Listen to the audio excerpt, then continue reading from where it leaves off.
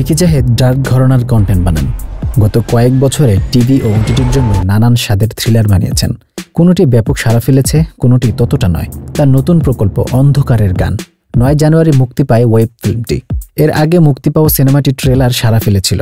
রহস্যের আভাস দেওয়া ট্রেলার বেশ ভালোই হয়েছিল, কিন্তু মুক্তির পর ট্রেলারে দেওয়া প্রতিশ্রুতি মিলল কি? ট্রেলার দেখে যা বোঝা গিয়েছিল গল্প ঠিক তেমনই। মুকুল চরিত্রে অভিনয় করেছেন মোশাররফ করিম। শহরের এক বাড়িতে কেয়ারটেকারের কাজ করেন তিনি। রুমালী চরিত্রে অভিনয় করেছেন জাকিয়া বারি মম।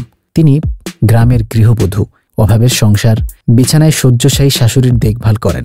স্বামী শহরে কাজ করে, নিয়ম করে টাকা পাঠায়। হঠাৎই স্বামী যোগাযোগ বন্ধ করে দেয়। স্বামীর খোঁজ নিতে রুমালী ভাবে শহরে যাবে। এদিকে গার্মেন্টস কর্মীর শ্রেষ্ঠ পুরস্কার পাওয়া শাপলার চরিত্রে অভিনয় করেছেন শাহনাজ সুমি।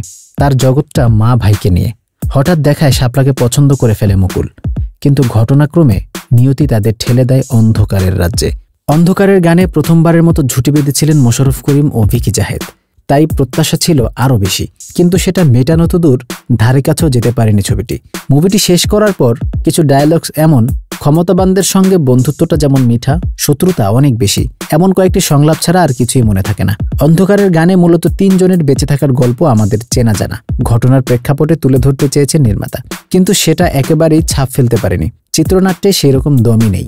সাধারণ পারিবারিক ড্রামা হিসেবেও তেমন জুৎসই নয় সিনেমাটি। পারিবারিক অনেক আবেগ আছে, কিন্তু মনে দাগ কাটে না। সিনেমার একেবারে শেষে একটা চমক রেখেছেন নির্মাতা, কিন্তু সেটা পুরো সিনেমার ধারণ ক্ষমতা পাল্টাতে পারেনি। অন্ধকারের গানে একমাত্র ভালো দিক অভিনয়। পুরো সিনেমাটাই দাঁড়িয়ে আছে মোশাররফ করিমের ওপর। মুকুল চরিত্রে তিনি যথাযথ, কিন্তু তার চরিত্রটাকে সেভাবে না লেখা হলে তার আর কি করার আছে। মম ও সুমির স্বল্প সময়ের উপস্থিতি, তবে যেটুকু সময় পেয়েছেন দুজনই কাজে লাগিয়েছেন। সুমি অভিনীত চরিত্রটির পরিণতি বড্ড বেশি অনুমানযোগ্য।